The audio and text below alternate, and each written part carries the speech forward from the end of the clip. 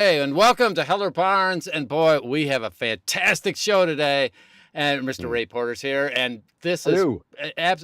it's crazy the response we got when we started talking about Ray being on the show. And I Oh, know nice. here's what I understand. Johnny, you two have known each other for what, 6 weeks now? Is that the way it works Yeah, out? we started out as pen pals at camp. Oh, Yeah, that makes sense. Especially prison pen pals, yeah. Yeah, He was at Leavenworth, I was at Woolworth, and we just started yes, sending notes. exactly. We shared scrimshaw ideas. So how did you We- two meet? Do you We remember? were just talking about that. First, Ray, welcome to our exciting show. Welcome everybody Thank in the audience and watching us later. We met. We've known of each other because we have Yes. that kind of infamy. Yeah, you're a But legend. we I don't know if it was early in the day or after the day. My recollection is Ray's is walking to the Javits Center for an APAC. Mine is leaving there. I think I met him at the APA. This Yes. 2014 or 12 or one of those digits. Something a long time ago. Yeah, a long time ago in New York. Everything was in black and white. It was that long ago. It was before the talkies came to film. Yeah. And it was and it was hot. I remember it was ridiculous hot. It was very, very hot. And and I don't recall whether we had been at Javits during, you know what, I think you're right. It's like we'd I been think at we spent the Javits day, during the then day, we're and we were walking to a walking libation. from Javits someplace in New York with a group of people, and you and I fell in next to each other and kind of immediately just started riffing. Yep. Javits is a comedy club, right? Big comedy club. Yeah. Basically, it's lovely. for those of you coming to APAC next week or never or planning on or anything, it used to be for a long time at the Javits Center, which it's a big convention center down on 32nd and 11th Down by or the 12th, river, whatever. yeah. It's And gigantic. on a hot day in New York, being in a giant greenhouse is a marvelous idea. Oh yeah. It was hot. So they had rooms down in the basement. Something else is always going on, and then we walked back hotter than blazes and went to get libation. There were a bunch of parties. Yes. And so I think we started knocking down the parties. Yes. That's exactly what happened. And then, it's all kind of a whirlwind. And then I vaguely remember. The next thing I remember is closing a hangover. Yeah. Yeah, closing out the evening in a corner, and everything. My memory of it is everything's kind of in soft focus, and a lot of the letter Z kept appearing in every word I said. It just always this. You guys are the best. Just really articulate people making good choices. Yeah. So then, then we met again. I think Scott Brick and I did our audiobooks in Business of Audiobooks in LA. Yes, that was that. Yeah. Was that the first one you guys did? That was the first one we did. So that had to be 2019. I don't remember. I lose track. One year's like another. So we talked there, and we've been friends for years. And sadly, I'm so delighted you're joining us now. But you won't be in New York City for APAC, and we'll talk about that a little bit. Yeah, I'm working. And, it's one of those things where I'd rather do that than, I love getting dressed up and going and seeing everybody. Particularly, these events are great because there's a whole bunch of East Coast narrators that, of course, I never get to see or interact with, other than on social media. Yeah. Hell, even the West Coast, we don't ever really get together that much, because everybody's working solitary. So it's wonderful. Everybody gets to get out, they're dressed up and they're hanging out and they're meeting, and it's a really, really exciting time, and I love it, but I've got responsibilities. I got books I got to get done. So I'm doing that. Are you still working audiobooks? Do I still work in audiobooks? Yes. I have decided that I want to try a new sort of technology.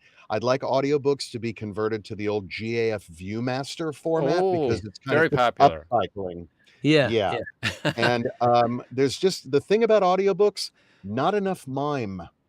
Yes, I've always thought about So, and I want to go back to reel because that was always a good time. Reel to reel's good. I had an initial thought, and I think that I did the cost analysis of it, and I think it could be pretty effective.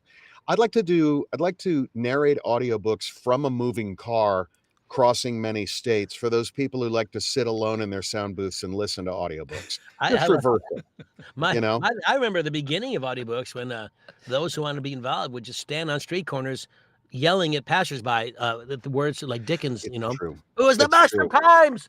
Hey!" Yes, I remember that. Good The times, yes, good times, yeah. the literature nutters. I Yes. also remember, I'll say all my memories of hanging with you are Mhm. absolutely, totally involved with cocktails. Oh, dear. Yeah, and I It's very remember Ray Milland. I mean, it's like, okay. Simon Vance, Neil Elders, Yes. me, you, Robert Fass, I think, Yeah. all were at some I think Preble was there, that first Simon audience. Preble was there probably. Yeah, And yep. we went to we sat at, it was so restaurant, it was a lovely table. We had meals, and then we Beautiful. went to Yeah. it was on the Yeah, east side. I can't remember where. yes, yes, and we took the sophistication of that place and just sent it straight down into the basement, just in one night. We've trashed many a place together, which is great. Oh, yeah. Yeah. Now I want to talk about a million things, but one of the things I want to Okay. talk about frequently. Let me be between two ferns for a second here. Is that, Sure. Oh, God. Okay.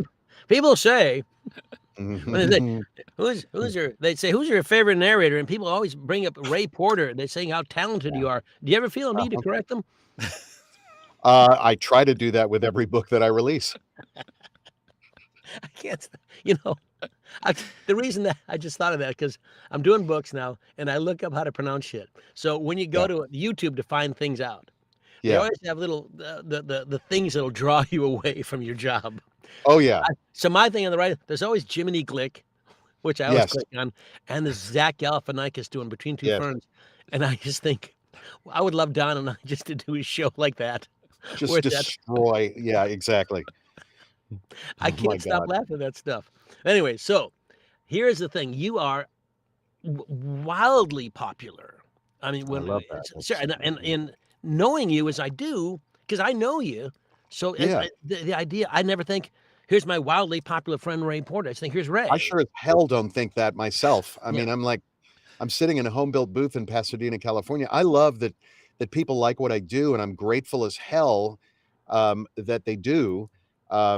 There's always a sense, and I don't know, maybe it's some of that Indiana imposter syndrome or something, but there's always this, aside from the immense gratitude, there's this feeling of like, I got away with it somehow, which is funny. I mean, you know, but I'm just grateful. And the thing is, rather than I adopted a thing early on. I'm third generation in this business. My grandfather was in the business, one of the founders of the Lambs Club in New York. Oh, really?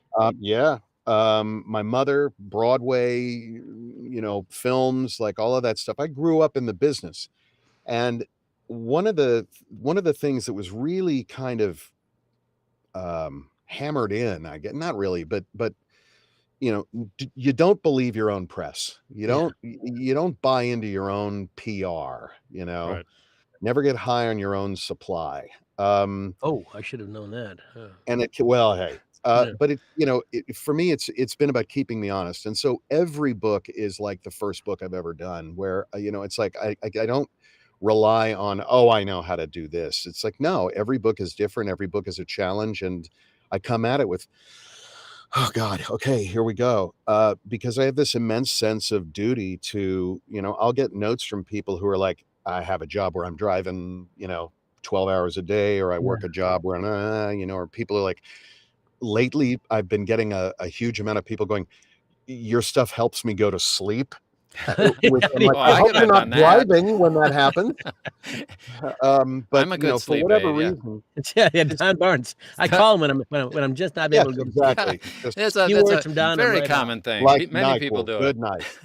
But there's this immense sense of responsibility, because I mean, I did construction in Indiana. I was putting roofs on houses and stuff like that. And nobody ever came up and was like, boy, the roof you put on, man, that was great. So, you know, this doesn't feel like work. And, you know, I did 20 years of doing Shakespeare, and I've got the scars to prove it. But again, it's a privilege. It's a gift to be able to do this work. And so I have this immense sense of duty and responsibility Well, I have to do the best I can. I have to butt in here. Yeah. The 20 years of Shakespeare. What? it sounds like you're into this acting stuff. Is that A correct? little bit, yeah. I mean, do you think other narrators need that too, or is that just you're the only one? I'm the only one. Okay. No, I think most narrators have a background in acting. Well, they used to, I think, not less and less. Really? Because I think, I think so. as a relation, forming a relationship with the text enough to stay the hell out of the way of the text so that the listener gets everything that they paid for is a skill. And I mean, there's a lot of people who do far better than I can. I mean, you, Johnny, I mean, our friends, Simon, Scott, several other narrators. We could go down a list and fill the entire time, just, a list of names of people who are able to convey the text in such a way that it's just simply magic. I listen to these people. I'm like, there's no way I could touch what they do. So yeah, I mean, I have a background in acting. Most of the people that I know anyway, do. I'd be really surprised to see. As a coach, I will Yeah. tell you that I find a lot of people come. Yeah, here's the reason. We'll talk about how you got in, but the reason right now is the very first thing most people say when you say, "Hey, I'm Ray Porter." "Oh, you're an audiobook narrator." "Yes, I am." Because I'd like to get in that. People always tell me I have a great voice. I hear that all the That's the time. thing. All the I hear time. that all the time. Isn't that all that's Ours is the only necessary? job. What's that, Don? Isn't that all that's necessary? Yes. Oh yeah. Yeah, That's yeah. that's it. That's all. it. Yeah. Yeah, I have a nice voice and I like to read. Why don't I do this? Absolutely. Yeah. It's the same. All you need to be a brain surgeon is a really sharp scalpel. That's it. And a knowledge of where the head is on the body. And having stayed last night in a Holiday Inn, according to the ads, yeah. You once made a paper airplane. Please land this A380 in Dubai Airport. Yeah.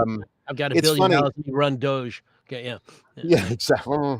The thing about that, and you and I both know. I mean, we've both had several friends come to us, let's say actors or whatever, going, "I'd really like to explore audiobooks." And I'm not one of those people that I'm not trying to protect a damn thing. If you're good at this, all to the better. Good for the industry, good for listeners. Great. If you take jobs from me, I could use the break. So I've never been one of those people who's protective, because again, I think that's destructive. I agree. So I've had people say, "I'd like to try this." And some of them do and run screaming from the booth in some cases. And it's hard to explain to people until they've done it that, I mean, I've done a lot of stuff. This is probably the hardest, most labor intensive work I've done as an actor, mentally, physically. It's difficult in surprising ways, and it's not in really ways one can explain, I had a famous story with that. I did, and I promise I'm not like trying to drop names right, left, and center, but I did a play years ago with Tom Hanks, and we were fast friends because we have a lot of the same interests, and he's just a lovely person. People are like, "Is he as nice in real life?" He's nicer. He's just nicer. Anyway, we were talking about this and that, and he's like, I wrote this thing and they wanted me to narrate it. And I went in on the first day and I came out and he crossed his eyes. He was like, "I couldn't think." I was like, "Yeah, you can't think. It's hard to talk. You can't." And he goes, "Yeah. How many of these have you done?" I'm like, "I'm getting around 500. He's like, "Get out. How do you, when you do it, when you actually do the work of narration, it's crazy." And so I adopted a thing years ago when I would have people come to me and say, "I'd really like to try narrating audiobooks." I tell them to do this.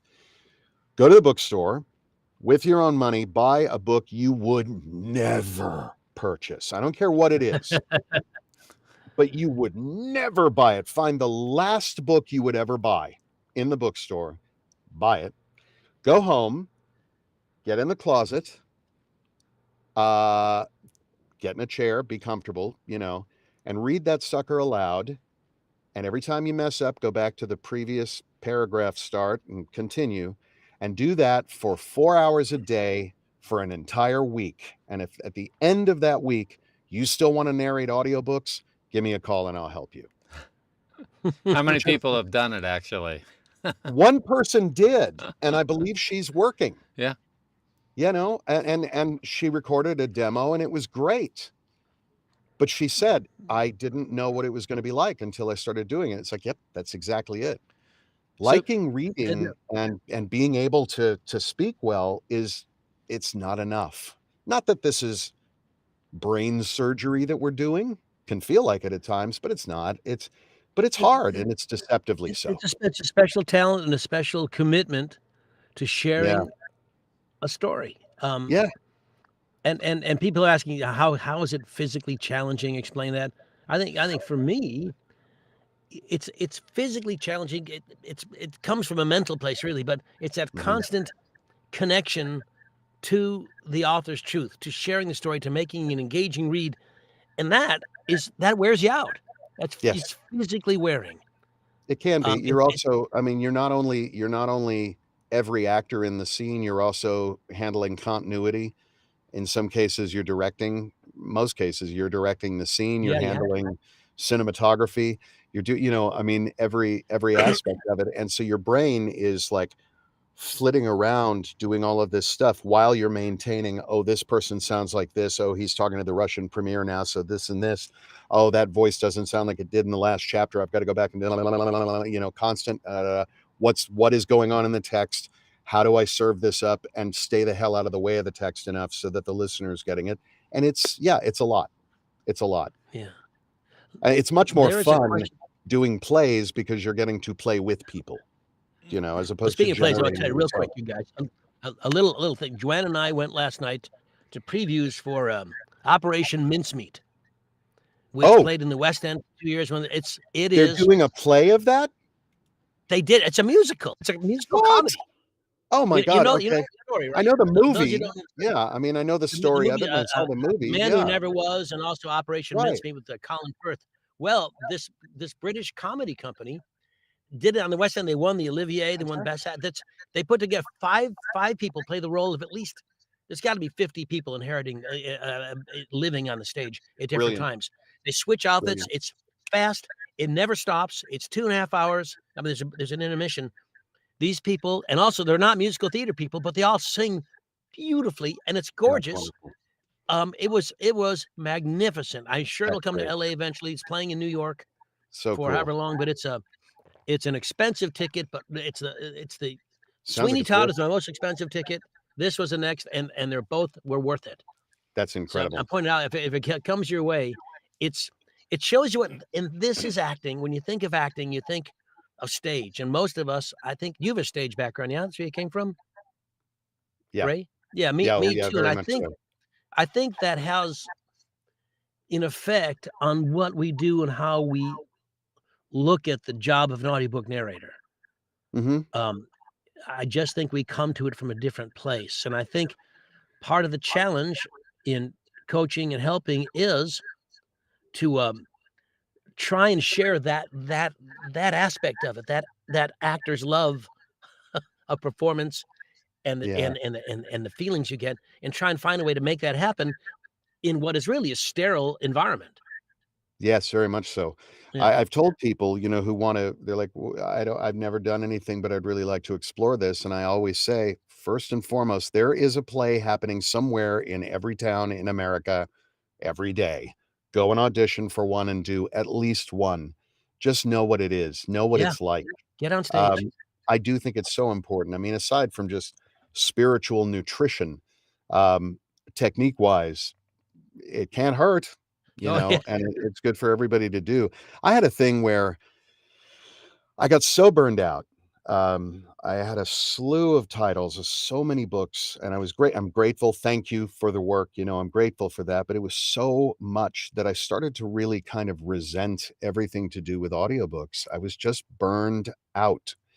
And so I agreed to join an old friend of mine and do a play.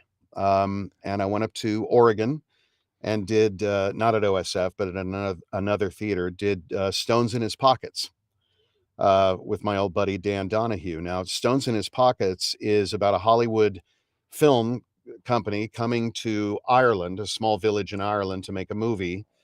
and there's about 14 characters in the play, and it's played by 2 actors. Yeah. And it was brilliant. I mean, Yeah. How it was excited. I got to get high again in front of an audience, get that immediate feedback. I Yes. got to Yeah. play with an old buddy of mine, have an amazing amount of time, and it was about 4 shows into the run. I was getting ready to go on stage, and I went, "Okay, audiobooks are okay. I can go Yeah. back and do it." And it was important to go away and to recharge the batteries. Yeah. And I'm gonna be going back, in October to do Godot.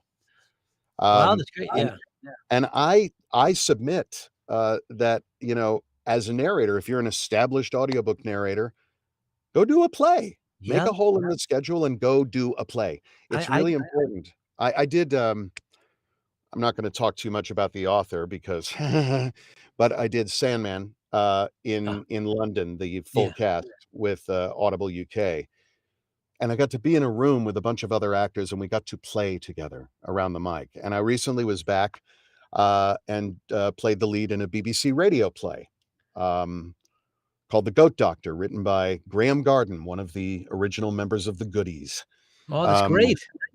yeah, but Y- again, I'm in a room with these immensely talented actors, and we're playing with each other and off each other and riffing, and very important to do. I think it's good to take a breather, as you said, and do other things. I'm thinking of going back and doing some set up some stand-up shows. I haven't done it in a long time. Sure, there you I kind go. of miss Yeah. that. And then I also think that one of the things that's happening more and more is the multicast audiobooks. Mhm. And Mhm. I know there's a bunch of questions. We're gonna do some of this. But I know that the multicast, one of the great things that's happened, and it's happened from Zane Birdwell I know in the name. Maywood. They're great in Maywood. I know Zane put together something. Paul Rubin put together. Paul Rubin. We did. We did the Scottish play with Scott Brick. Fun. Cotty Mazur Yeah. was great.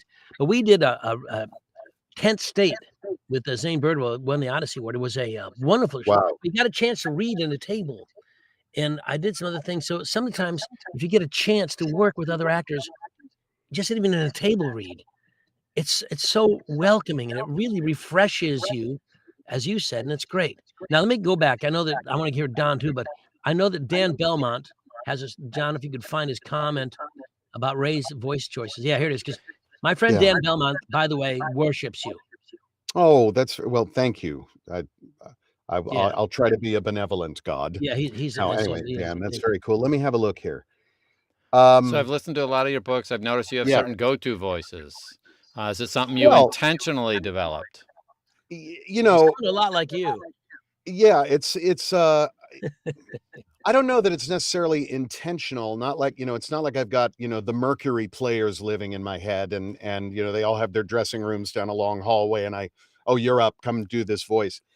But, the human voice is limited by, a lot of different things. And so there are certain sounds or characters that come through that just seem appropriate for what the demands of the text are. I'm very much a kind of seat of your pants organic audiobook narrator. I don't sit down and like chart it all out and do all that stuff. I'm very much about let the book tell me what to do. And when characters come up, I don't know. My mind goes to what is going to be the most expedient thing to get the meaning of the text across without making too broad a choice. Because I want people listening to the book less than me, if that makes sense. And so I've tried to find characters or voices that will serve the text best in those moments. But really, I do try to do what that specific book demands. It's not like I have a template, Yes, if yeah. you will. But But, because that being said, my voice is my voice, and I can yeah. only make so many different sounds. Yeah, the So, sound you go to, if you say this is a 80-year-old guy or something from wherever, so right, that's whatever Ray does for that will be different than what Don does for that, even though they're right. both plain and what people don't think about is, look, in audiobooks, the audience everything, the audience is already suspending their disbelief anyway. It's a big ask. It's a But big ask, it's not you as big know? an ask as you think because it's natural for us to do it. when you watch the Avengers or Ant-Man, those aren't true stories. We've already suspended Wait, our what? Yes, I know. Shocking. Yeah. I So need a minute. I know. Yeah. Take a second to think that through. Okay. Yeah. Yeah. Damn. Yeah. Yeah. All right. That a Nora film, that none of that really happened. Yeah. So What? yeah, I know. But Bob Dylan was real. Yeah. Yeah. No, That he was, wasn't. and Come Wallace on, and man. Gromit is also a true story. Yeah. Wallace and Gromit is a documentary. I fucking love Wallace. The best. They just dedicated a statue to Feathers McGraw, by the way. Did I they? saw the unveiling. Yes, yeah, it makes me very happy. Have you seen Me this too. chicken? I think it's great. Yeah, I'll hear a lot of like, someone will listen to one book and compare it to another one that I did. So people will be like, "Oh, I could have sworn I heard Bob from the Bobiverse," and it's like, well, yeah. Yeah, it's you. Yeah. And what I'm gonna do with the protagonist, particularly if the book is first person, Yeah. I'm probably gonna sound like this, Yeah. just because physically, it's too demanding for an audience to listen to me do some kind of voice The as whole way the through. main character the entire way through, and it also would destroy me. So I'm You gonna go sound, to what's gonna be the most expedient for the story. and what I've heard you do, you sound eerily just like Ray Porter to me. Yeah. But the thing Wow, is, the wow, thing that's is a though, compliment. and here's the thing, and I get it. Alan Werner does it. Grover, a lot of really great narrators. Even though you know who it is, this is my friend Ray Porter. I know it's Ray Porter. Mhm. But as I go along and I'm, going my walks or at the gym and I'm listening, it's no longer Ray Porter to me. It doesn't make it, it's a story I'm hearing. And That's the that's what you goal. want. Yes. That's the goal. I should not be responsible for creating that much magic. I should be responsible for facilitating as much as I can for you, the listener or the reader, to create that much magic. And that's always my goal. It's like, how do I do just enough to help whoever's receiving this story create that magic and that work of art in their head? There is a question. I do hear an echo in my, I don't know what that is. I'll stand back. Maybe it'll help. There was a question from James Romick about Hail Mary. Yeah. Can you discuss that project, what it's about, and what that's? Oh, Project Hail Mary. I was given, obviously, big fan of Andy Weir, and I was given the opportunity to do this book, and I just fell in love with the text immediately. This was one of those books where I would open my eyes in the morning and be like, "Oh God, all right, what time is it? I get to narrate more Hail Mary today," and I would run to the mic. I mean, I was so sad when that book was over. I missed those characters. That is such a well-written book and such a well-written story. And people really have loved the audiobook of it, and I'm immensely grateful for that. Again, it was just about letting the book tell itself, to leaning in and believing and relaxing on the text and letting it carry. Um, I worked hard on that book to get it done, and obviously elevated to the writing, which is magnificent. Um, but I loved it too. I was a big fan of that book too while I was narrating it, and I'm so grateful that people still like it. Yeah. It just, and that was my first Audie Award. Was it? Yeah, I'd been nominated. I kept saying I'm the Susan Lucci of the Audies. And that year I won, and had the still have appearance. my black triangles in the other room. There's the Audie Award trophies are black triangles. Yeah. But people still talk about that audiobook, and I love that. I love that it lasts like that. I mean, Andy told a really, really great story, and I'm proud to have been a part of helping get that to readers. I have a Do you question for find you. yourself When you're these days, since you've been acting for decades, we'll say, do you Yes. ever get to a point now where you go to a coach or maybe, I mean, I don't know, maybe you don't hire, do you ask other actors? Do you say, "Hey, Yeah. Johnny, how would you approach it?" Do you still Yeah.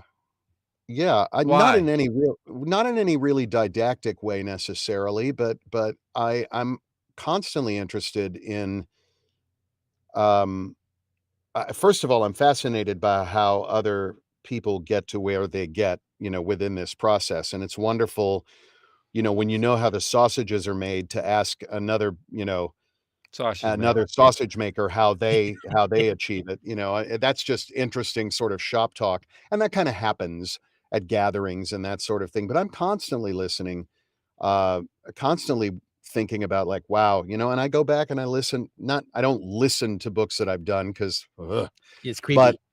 I will think about books that I've done and been like, "Oh, man, I could have done that better. I could have," knowing what I know now, and I don't ever wanna stop learning. There's never a point where I'm like, "Oh, man, I got this. Yeah." Come on. Yeah. No, you know? That's great. There are, you've done so many now let me I'm gonna get some questions. How many I'm gonna talk for a second because it's coming up about the awards. How many awards, audio awards have you won or been up for?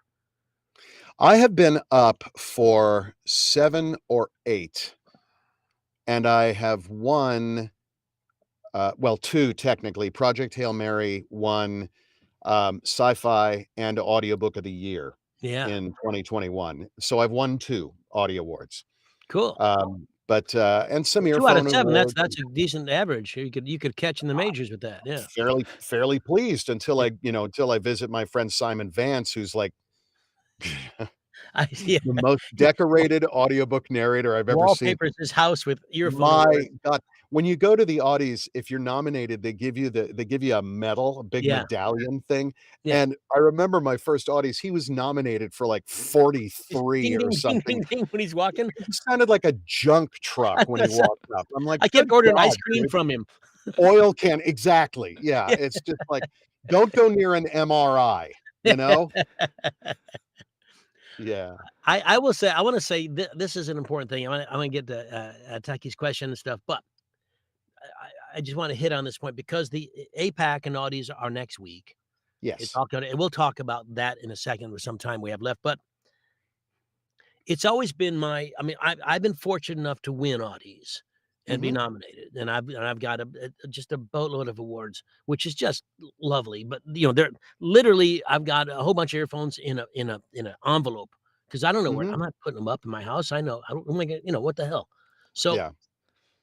it's always been my take, and I know it's easier to say what I'm about to say, having won awards than not having won them. But Mhm. my take is always, look, it's not the awards are nice. It's a nice little bonus. I, for one, don't believe that I've ever gotten another job because I won an award. I also don't believe that the award in and of itself is as valuable as getting the gig itself and the gig after. Well, sure. I mean, this is it's wonderful that we get dressed up occasionally and see each other and clap for each other and sometimes give each other, prizes and trophies. I think that's absolutely marvelous and wonderful. Yep. And when someone wins, it's like, good for you. Congratulations. How lovely to have a tangible thing that you can put on your shelf and be like, look, I did that. And people liked it enough that they gave me this black triangle with my Yeah. name written on it, and, um, I don't downplay that stuff at all.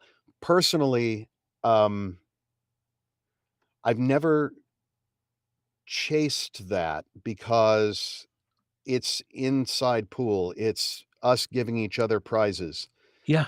And how does that benefit, somebody working a 13-hour shift just trying to get through the day and be distracted a little bit, and they're gonna put this audiobook on? Um, I have kept the wolf away from the door being an actor for decades now. That's the biggest prize and biggest trophy. You wanna see my Here, here. trophy? My son plays hockey, Yeah. Yeah. you know? You wanna That's see a trophy? The lights are on. yeah. Yeah. I I had mean, dinner. and I know that sounds like really, altruistic and, Um, I always get like, this is the weird thing. I don't know if this is true for you. I will absolutely say it's true for me. All year long, I'm like, no, man, it's just wonderful to be able to work, and I applaud and celebrate my colleagues who get nominated for stuff and win things, and, "Oh, good for you, I think that's brilliant," and, God, I'm so happy and so grateful I get to work. And then award season comes around and they're like, here come the nominees. And you go on the website and you look and you're like, and the nominees are not Ray. Yeah. And I'm like sad for a Yes. second. I'm like bummed because that red mist descends where you're like, it's award season, you know. And it's important to remember that, like, that's wonderful and lovely, and be grateful. And if it's someone else's turn, let them have their turn and enjoy it for them and be happy about it. But if I did this for awards, I'd be sat here in the dark, very, very hungry, and Oh, yeah. you know what I mean? Well, So yeah, I I think they're great. I don't mind them, and I don't have any real philosophy around it. It's just, it's nice to be working, and it's nice to be working enough in a community where occasionally you do get recognized by your colleagues. I think that's lovely. yes. I will also admit too, when the award season comes out, if Yeah. I'm not mentioned, yeah, it hurts a little bit. But, you know, I also think that the 5 books you get, and we're talking about the Audies, not the Sovas, and not the sultry listeners, and not all these other, but if you don't get in, Mhm. yeah, it bothers you. If you don't get nominated, sure, you'd rather be nominated than not. I'd rather win an award than not. Sure. On the other hand, if I keep getting hired, I'm doing what I set out to do. And it's also hard to know, like the SAG Awards just happened. Right. Timothée Chalamet wins. Was he better than Adrian Brody? How do you even say that? I don't know. I mean, is Ray Porter better than Scott Brick? I didn't know. That's not what it's about. Fuck And I yeah. think a lot of people, No, I'm kidding. I'm weird, kidding. and you are better. Don't Yeah, watch no, that stuff. But I called Scott you would earlier and mentioned you would that. I left expect him me a to message. say He that. was, Just he so wasn't everybody awake. knows. I said, I'll be Yeah. talking to Ray Porter today, and I want you to know I like him better than you, and he's a better person. And then I He hung would up. So expect me to say that, and that's yeah, why I did. I that love should go. Scott. He's a very dear friend. Oh, So, mine as well. I yeah. like him better than you, so there, he's my friend. Oh, Yeah. well, okay. He's more your friend. All right, we have a good question here. Yes. Please share with us your experience voicing, how do you even say that name? Beelzebub. Okay, in the Sandman audiobook, and how that came about. He had a Wow. very monstrous voice with flies emanating from his Yeah, mouth. It Don, you're sounded good. epic. Yeah. Thank you. That is super cool. Wow, man. Damn, that's so cool. That was really fun. I got to do about 14 different characters in the Sandman. Beelzebub was fun because it was me and Michael Sheen Yeah. doing that sequence, and it was great. And Dirk Maggs, who is the producer, who is an absolute god, in my opinion, and he happens to be a really good friend. I love him. He was the one directing that and running that thing. And initially, I started out with one voice that was really guttural and really on the throat and it seemed appropriate. And then it was like, "Nah," and you just kind of know. And Dirk and I looked at each other. It was like, yeah, tried something else. And it was just about finding it. I mean, it's just, what's the mental image of somebody who, when they speak, flies come out of their mouths? And how do you do that? And without obscuring the language either. So yeah, I tend to play a lot of demons. Yeah. What does that tell you, Ray? That I'm living well. I wish you were coming in next week. I'd love to see you, man. Oh man, it'd be great to see you. Yeah, It would be great to see you. It was so much fun doing Sandman because I got to do things like Beelzebub, because I got to make a bizarre vocal choice for Wesley Dodds.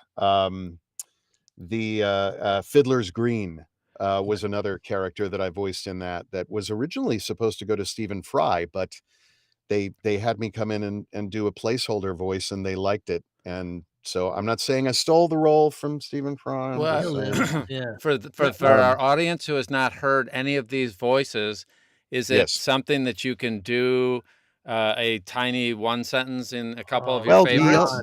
Beelzebub. I'm trying to remember. It was like there were so many different vocal choices with it. It was just a very sort of lots of flies kind of sounds, and then it was obviously produced and and all of that stuff. So hey, would you mind juggling for us as well? Yeah, no problem. Yeah, I can do Yeah, bird calls, and I'm going to now whittle the signing of the Declaration of Independence out of balsa wood. Oh, And at now least do it Kabuki note, Macbeth. okay.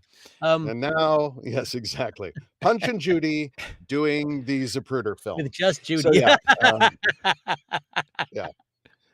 So Oh, I will say this, based on doing the voices you did in The Sandman and stuff, one of the things I love, and when you get to do, and you do it in audiobooks all the time, but when you're in a production that has other actors and things, and yes, your job is to play 5, 6, 10, 14 different characters who are different. yeah, There's nothing more like when I will tell you when Paul Rubin directed Scott and Katamazur in Macbeth, and I'll say the names, I don't care.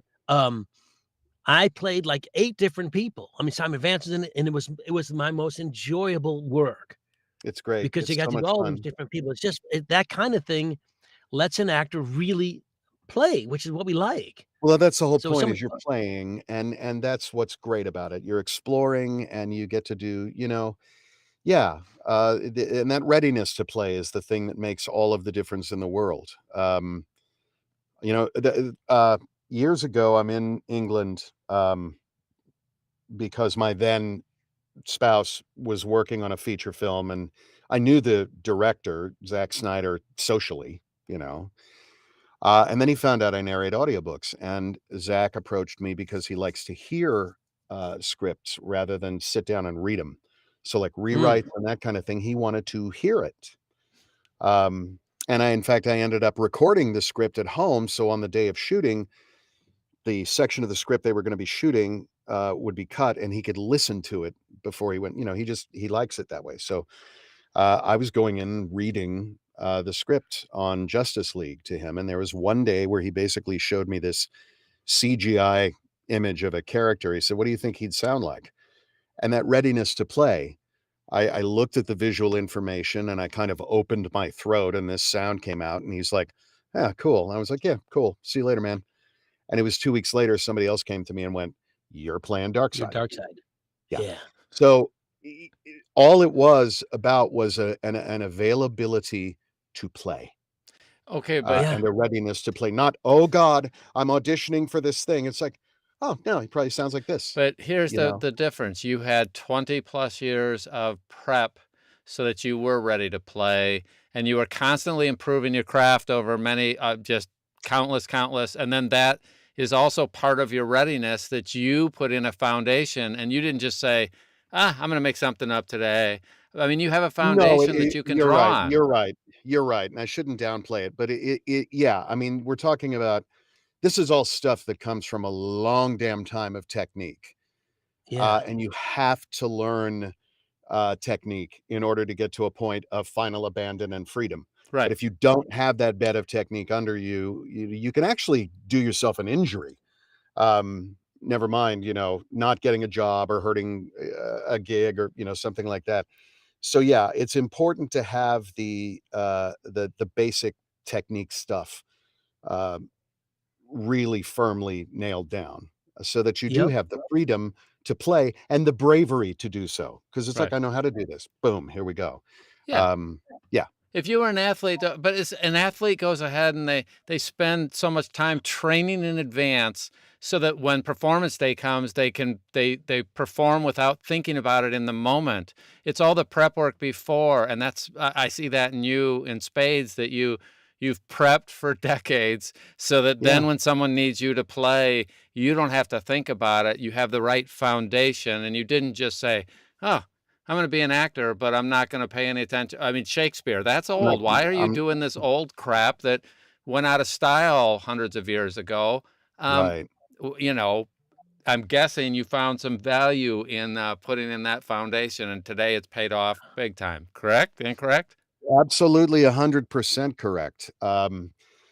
People, I had an author once ask me what my rate was, and I told him, I'm not going to tell you exactly what I make until we're talking contracts, but I can tell you what, the union minimum is. This was in a Q&A thing Yeah. at an Yeah. author Yeah. seminar. And I told him what, the SAG-AFTRA base thing, and he was like, Yeah. "Oh, I can't, oh, oh, oh, oh, oh, oh." It's like, "Well, you thought this would be free? What's the matter with you?" Oh yeah. And what I told him was, "You're not paying for me to narrate your 6 chapters of magnum opus that you wrote up.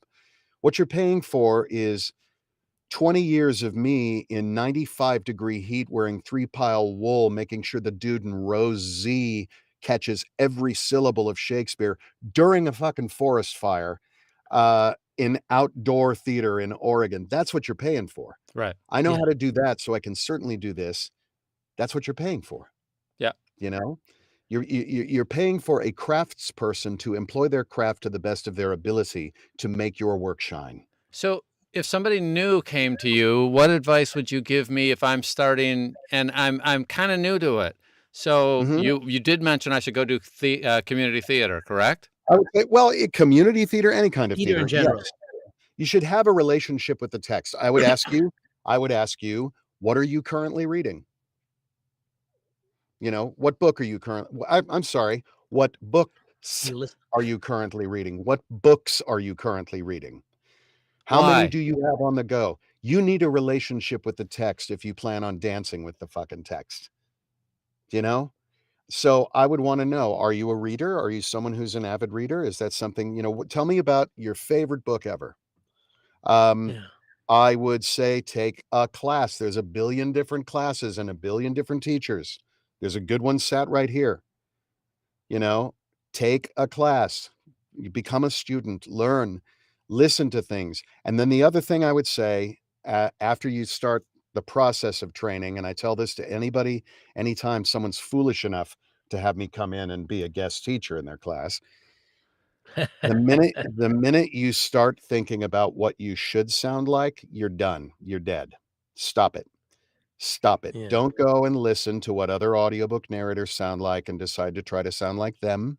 Don't think about what you should, think about what you are, and think about the text. The only thing that's actually important in the whole equation is the text and the listener. That's it. Smartest person in the room is the listener. So, Did you yeah. I'm sorry, Ray, did you say you're gonna go back to Oregon in October to do some work? Yeah, I'm gonna go back. A couple of really dear friends of mine and I are going up there to be directed by another really good friend of mine. And we're gonna do Godot. That's Never great. done it. When is that? It's in October. I don't know the exact dates. Okay. I'm But asking because, I have an event in October that I wanna talk to you about, but I don't know if you'll be available. okay. Well, I But might we'll be. talk. We'll see. You Yeah. might, yeah.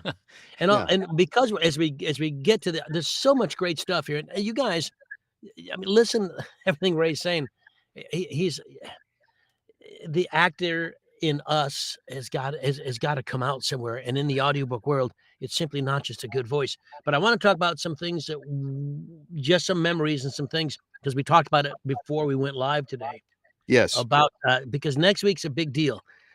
And let's Yes. talk for a second about you and I have been to Apex. Yes. And you weren't always famous Ray Porter, and I wasn't always fairly well-known Johnny Heller. So when we were there, we had to Yeah. meet people and let people and get to know people. What is your advice for some of the newer people, both the introverts and extroverts, on how they should handle their now 2-day Apex Sunday and Monday now?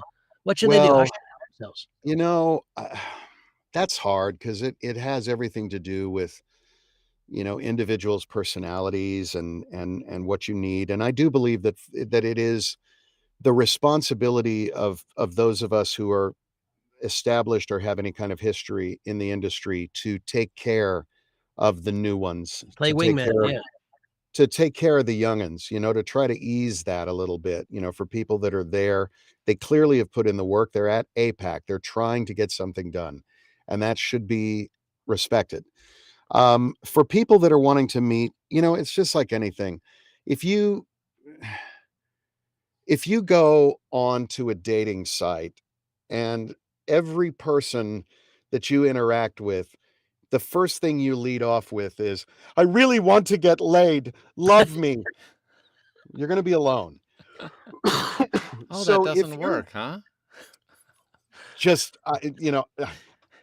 not that I ever tried that, but no, but what I'm saying is if all you're bringing is your need, or if all you're bringing is some hackneyed theory about, "Yeah, this is the way you work the system. This is the game. This is blah, blah, blah," it's not gonna happen. These are individuals. These are human beings, you know? It's, a friend of mine famously used to say, like one mirror said to the other when the trick was over, "It's all done with people." And, the point is, if you're a decent person and you're good at listening and all of that stuff, just all that basic human 101 stuff, you're gonna be fine at APAC and in the Audis. Sign up for stuff, sign up for classes, do the speed dating thing, talk about stuff, be honest. You know what I mean? Yeah. But just like anything else, if you come in and you're like, "Hey, I got I'm gonna be a Yeah. mover and a shaker," people smell that and it's not a good smell. Just Yeah. be you, There's also and it's here you guys okay. are listening to Ray Porter, the world famous Ray, and I mean, seriously, man, dude, you're I That's so sent crazy. yeah, no, you're not, it's you're big time, pal. So, Wow. but here he is. Look, he's talking to you. He's talking to us. He's a friend of mine. Yeah. That should be indicative of the fact that you got to stop putting people on pedestals. They're people. Yeah, my god, I mean, the fact that I'm even seen with this feral thing. Um, the, no, but that's the whole point. If you come up to me at APAC and we don't know each other, I'm more interested in like, "Hi, who are you? What's up? Let's" Yeah, I mean, it's always gonna be more about personhood than it is about like, what can you do for me? Oh, what can I" blah, blah, blah." People know this, yeah. right? I mean, I that one hopes. Yeah, yeah, and the other thing too, and this is a hard one, it was hard for me when I was starting out. Patience is about the only thing because this is not, the skies part and suddenly you're there and it's all good. I mean, this is a cumulative thing. Any established narrator will tell you that it's it's a marathon, not a sprint. It's you get a bunch of books under it and suddenly somebody else goes, "Oh, I've heard about you. Would you narrate this thing?" And it's a momentum thing, but it happens sometimes much more slowly than you would want. I mean, at the beginning of my beginning career would make you wanna prescribe Ritalin to a glacier. It took forever to get any kind of momentum going. Um, and so be patient with yourself and be patient with others. And most importantly, just be calm. Go, enjoy, learn, yeah, meet people. If you make some good contacts, hit them up later. yeah, Um, it doesn't have to be fraught, and there is no magic system to game things to get work. You're gonna get work, and you won't get work, and you will, and you won't, and that's what it is, you know? and also I recommend that you, meaning you and the listening and viewing audience, take some time if you're gonna be there to listen to the people you wanna meet. Don't go there. I Yeah, know it's elevator pitches and stuff, but see what they're about if you can. Get to know yeah, them. yeah, They're gonna wanna know a few things about you, and you'll be ready with your elevator pitch, but also, what are they into? Who yeah, are they? You know that, Ray Porter is the casting director of Macmillan or whatever. Okay, fine. But what is he like? Does he like sports? Does he like theater? What's he like? Find out things. And when you send the thank you, nice to meet you note, which you're gonna do, remember that the first 2 weeks after the event, their inbox will be filled with just yeah, that. yeah, Separate yourself a yeah, little bit. Think about the timing of all this stuff. And if you go to the Audis event, that's just it's a chance to be dressed up, to see and be seen, and to celebrate all the nominees, all the winners, and just to enjoy yourself. yeah, Take all of your own personal bullshit and leave it at the door and just enjoy yourself. As simple as that, because it's fun. yeah. It's fun if you make it fun. It is fun if you make it fun. It's, and it's also there's a lot of people who show up and they definitely have an agenda. They're trying to get a career started. They're trying to get that going, and that has to be respected, and it has to be nurtured, and it Yes. has to be protected. Um, uh, you know, so if you're in a position to help somebody, if you're in a position to, I mean, if I was there and somebody came up to me and just like wanted advice, which is about the only thing that I can really offer, I can't help anybody's career. I can barely help my own. Um, but, it's like, well, what did you do in this kind of thing? Sure, we'll talk about that. Absolutely. Yeah. Um, because I do believe it is our responsibility if we're sort of established, whatever that means, for somebody who's starting out, that's to be Yeah. protected. That's to be Yes. cared for. It's to be nourished.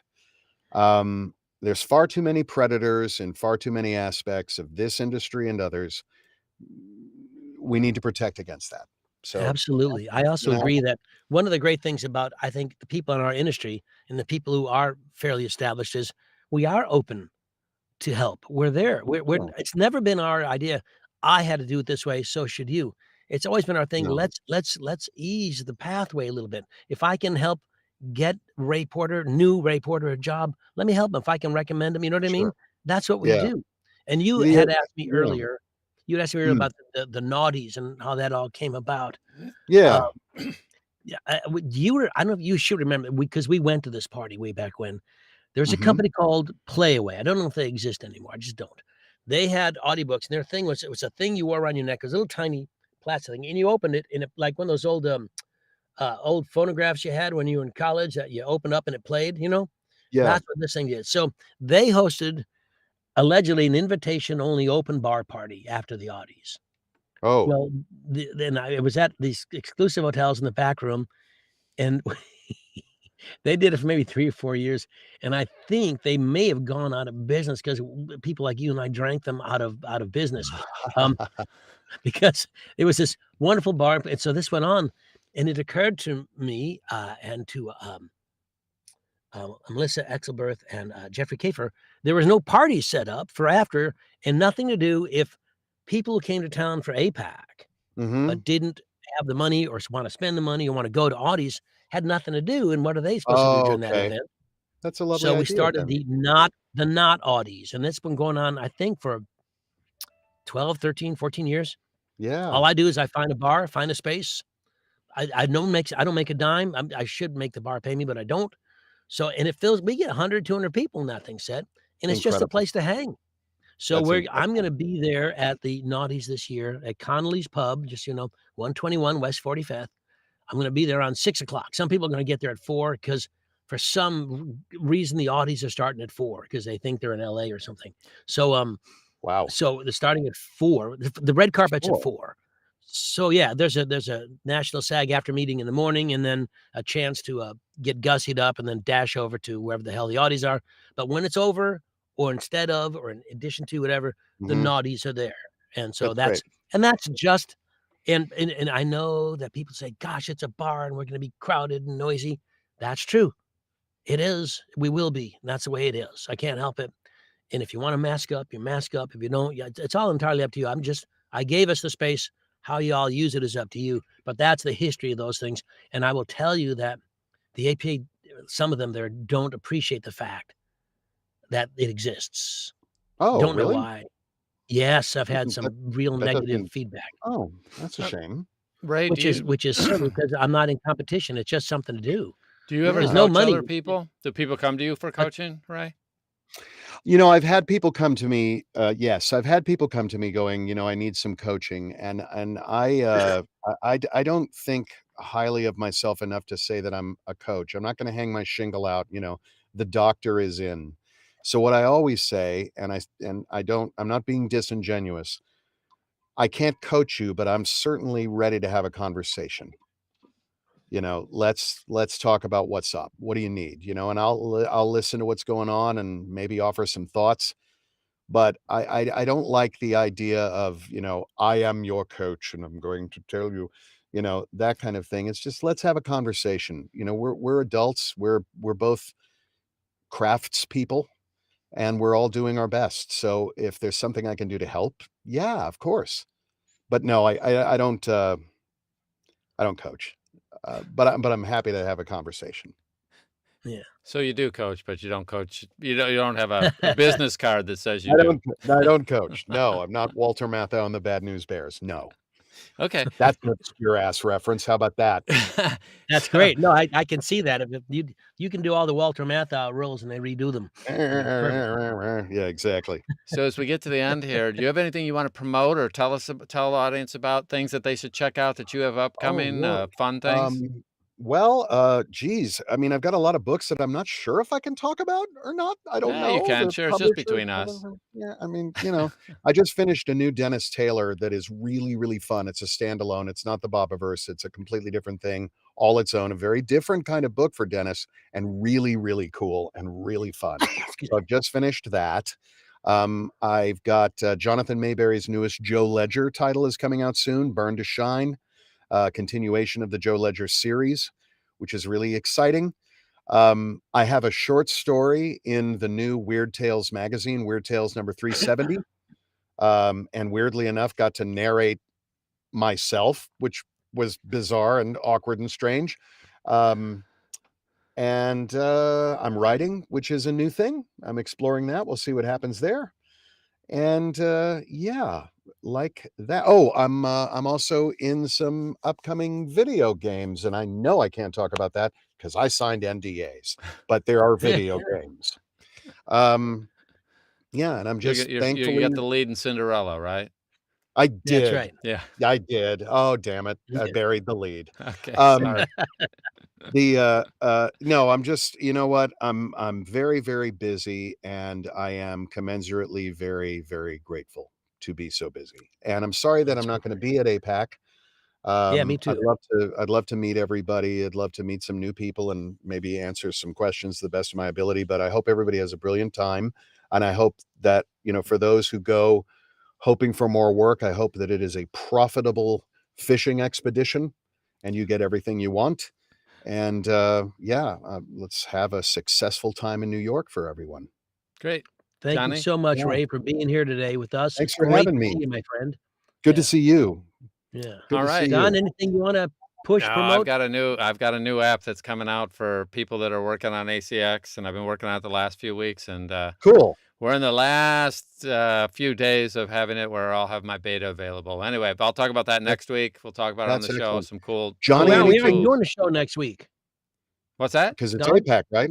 We're not doing a show, are we? Next week? I The don't 4th? remember. No, it's Tuesday. No one's gonna be around. Okay. Then Johnny, anything you want to that means promote? we're Your new dark hip? next week. I'll talk about Right. it My the new week hip? after that. So You we're want dark next anything you week. want to promote? Your new hip or Yeah, the knee surgery coming up? Sure. yeah. These long All right. walks in the Hey, park have screwed me.